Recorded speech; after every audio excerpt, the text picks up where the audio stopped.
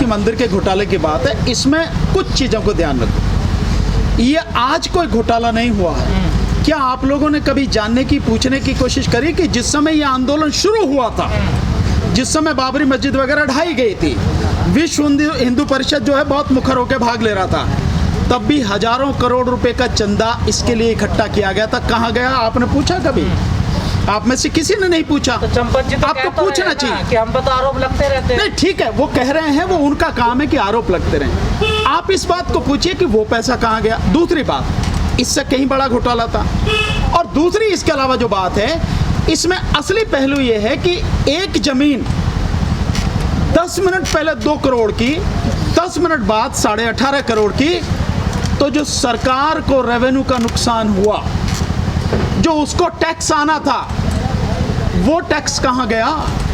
क्या सरकार ने उसके खिलाफ कोई एफआईआर की? इनकम टैक्स डिपार्टमेंट ने उसके खिलाफ कोई कार्रवाई की?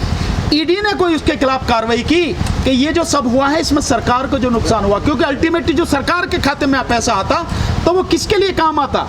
पब्लिक के लिए आता। हालांकि बीजेपी राज में पब्लिक के लिए कोई काम नहीं आता, पर फिर भी सरकार का तो लॉस हुआ था। वो रेवेन्यू जो है वो कहाँ है, उसके विषय में कभी किसी ने बात नहीं की। सर, आप तो बात इस बात पर ध्यान देना चाहिए कि ये जो घोटाला है, उसमें घोटाले होते रहते हैं। इतने बड़े बड़े घोटाले बीजेपी ने किए हैं तो बड़ा छोटा सा है। अरे तो राम के नाम असली बात ये, राम के नाम पे, धर्म के नाम पे तो धंधा चलता है, आपको मालूम नहीं है? एक लाला रामदेव ने धर्म के नाम पे तो धंधा चला रहा, अपनी सारी जो नोन तेल लकड़ी और पता नहीं क्या क्या बेच रहा है। सर आपने बोला कि ईडी है, इनकम टैक्स है। आपको लगता है कि भारतीय जनता पार्टी की सरकार होने के साथ में भारतीय जनता पार्टी के लोगों के ऊपर ईडी या इनकम टैक्स कार्रवाई करेगी? नहीं, लगता नहीं है। मैं जानता हूं कि कुछ भी नहीं होगा, ना एफआईआर होगी, ना कोई कार्रवाई होगी किसी भी तरह की।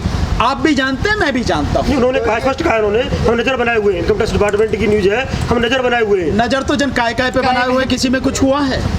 आप बताइए, किसी भी चीज में कुछ हुआ है? कहीं किसी चीज में कुछ नहीं हुआ है। आप बताइए, राफेल में घोटाला जब सुप्रीम कोर्ट ही उन्हें बरी कर देती, सुप्रीम कोर्ट उनकी जेब में रखी है, फिर क्या करोगे आप?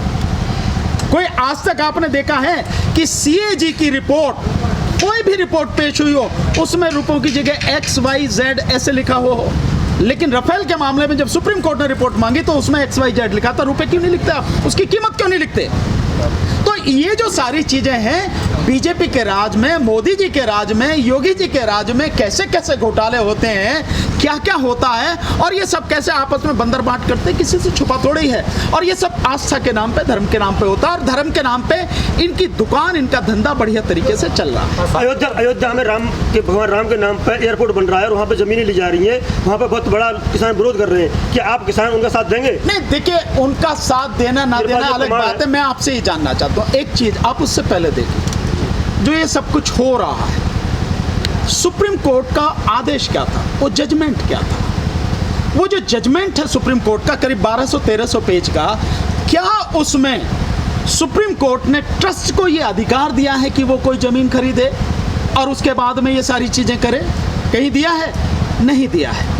मेरी बात सुनिए आप। तो जब अधिकार ही नहीं दिया गया, और जो ट्रस्ट आप सुप्रीम कोर्ट के आधार पर, जजमेंट के आधार पर ये सारा काम कर रहे हैं, आपका काम है कि जो जमीन थी वो जमीन आपको दे दी सुप्रीम कोर्ट ने, जितने भी एकड़ थी, आप उस पर उसके हिसाब से जो कहा गया मंदिर बना लो, बात खत्म। लेकिन आप मंदिर न बना के आप जो सारी चीजें कर रहे हैं, ये जो चीजें हैं, ये वाकई में लोगों को सोचना है कि तुम्हें धर्म के नाम पर कैसे मूर्ख बनाया जाता है, कैसे तुम्हारी आस्था के साथ खिलवाड़ किया जाता है। अब रही उसके बाद जो आप उसकी एयरपोर्ट की बात कर रहे हैं, बहुत सिंपल सा है। मैंने भी एक न्यूज़ देखी, शायद NDTV में देखी है। एक गांव में जो जमीन की कीमत है, वही कीमत दूसरे गांव के लोगों को क्यों नहीं दी जा रही? क्या सरकार इसका कोई वैलिड कारण बता सकती है? नहीं। दूसरा, एक तो वो कीमत नहीं दे रहे, दूसरा आप धमका रहे हो। तो कैसा तुम्हारा धर्म है, कैसी तुम्हारी आस्था है, किस रामराज की आप बात करते हो कि धर्म के नाम पर आप एयरपोर्ट के लिए जमीन लेने की बात कर रहे हो और लोगों को धमका रहे हो कि इतने में देनी है और देनी ही पड़ेगी, नहीं तो ये कर देंगे? ये कौन सा काम है? मेरा प्रश्न ये था, गो किसान वहाँ के आंदोलन कर रहे हैं, क्या आप लोगों की भूमिका रहेगी? नहीं, हम तो कह रहे हैं, हम तो आवाज उठाएंगे, उनकी आवाज उठा रहे हैं, हम तो अभी भी कह रहे हैं, आपके सामने कह रहे हैं। हम सिंपल बात करें, लोगों के साथ में अन्याय नहीं होना चाहिए, न्याय होना चाहिए। और जब आप रामराज की बात करते हो, आपके हिसाब से, हमारे हिसाब से छोड़ो, हमें तो मालूम है कि कैसा राज होता है रामराज का, और कैसा न्याय और अन्याय सब पूरा, मतलब पूरा इतिहास इस बात का गवाह है, सबको मालूम है, तो हमें बताने की जरूरत है। पर हम तो आपसे कह रहे हैं भाई, आप धर्म के नाम पे राजनीति कर रहे हो, राम के नाम पे राजनीति कर रहे हो, तो आप क्यों अन्याय कर रहे हो? एक गांव के लोगों को जो वो आप दे रहे हो, पता नहीं 1 करोड़ या कितने का मुआवजा दे रहे हो, वही मुआवजा उनको 30 लाख रुपए क्यों दे रहे हो? उनको आप ज़्यादा क्यों नहीं दे रहे हो? तो उनकी बात जायज़ है, और न केवल मैं बल्कि हर किसी को उठानी चाहिए, क्योंकि अन्याय के खिलाफ हर किसी को आवाज़ उठानी चाहिए। तो मैं तो कह रहा हूँ कि उनको भी आप उतना ही दो मुआवजा जितना दूसरे गांव को दे रहे हो। उनके साथ क्यों कर रहे हो, धमका क्यों रहे हो? अगर वो ज़मीन नहीं देना चाह रहे तो आप कौन होते हैं ज़बरदस्ती ले लेंगे ज़मीन? सर, अगर वो आप किसान आंदोलन के नेताओं को बुलाते हैं अपनी आवाज़ बुलाने के लिए, क्या आप लोग वहाँ जाना? नहीं, तो ये तो किसान आंदोलन के नेताओं को बुलाते हैं, तो उनकी किसान आंदोलन की जो संयुक्त संघर्ष समिति है वो इस बात का निर्णय करे। यहाँ तो जो भी कुछ हो रहा है किसान आंदोलन में संयुक्त संघर्ष समिति के अनुसार ही हो रहा है, उसी के अनुरूप हो रहा है। अगर वो ये फैसला लेगी तो उसका फैसला तो मैं समझता हूँ सब लोग माने। सर, जमीन घोटाले पर विपक्ष ने उनसे सवाल पूछा बीजेपी से, तो संबित पात्रा ये बोलते हैं कि मंदिर बनवाने के टाइम पर आरएसएस बीजेपी थी, और कोई छोटा सा घोटाला हो गया तो उस पर रोने के लिए आप ही और सफाई आ गए हैं। मैं तो यही बात सिंपल से कह रहा हूँ, जो सवाल आज इस पे उठा रहे हैं, ये सवाल उठाना गलत नहीं है, आस्था के साथ लोगों के खिलवाड़ हुआ है, पर मैं आप इससे अलग बात कर रहा हूँ। मैं कह रहा हूँ कि जब इतना बड़ा पैसा जो चंदा इकट्ठा किया गया था, हजारों करोड़, आपने उस पर सवाल नहीं उठाया, वो कहाँ गया? तो आप समझ सकते हैं कि इनका तो काम है, इनका तो धंधा है, इतने पैसे चट्ट कर गए, ये छोटी मोटी चीज़ क्या है?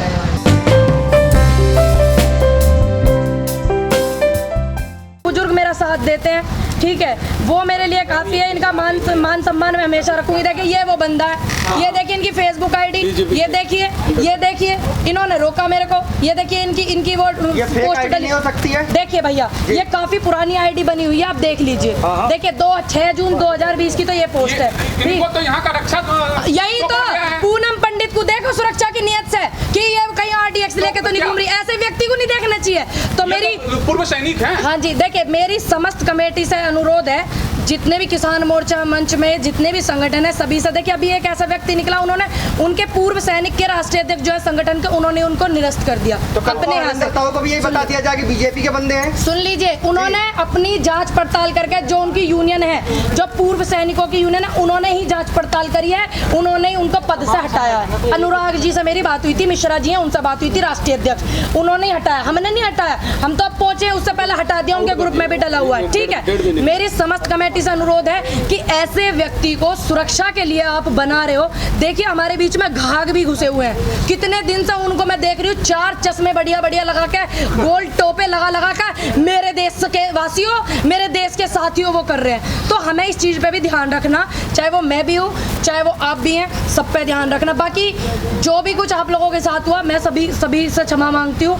धीरेन्द्र ताऊ की जो हरकत है उससे मैं आपसे क्षमा मांगती हूँ, ठीक है। पता नहीं किस वजह से उन्होंने ये कर दिया, कोई बात नहीं, मैं आपसे माफ़ी चाहती हूँ भाई। क्या कहते हैं?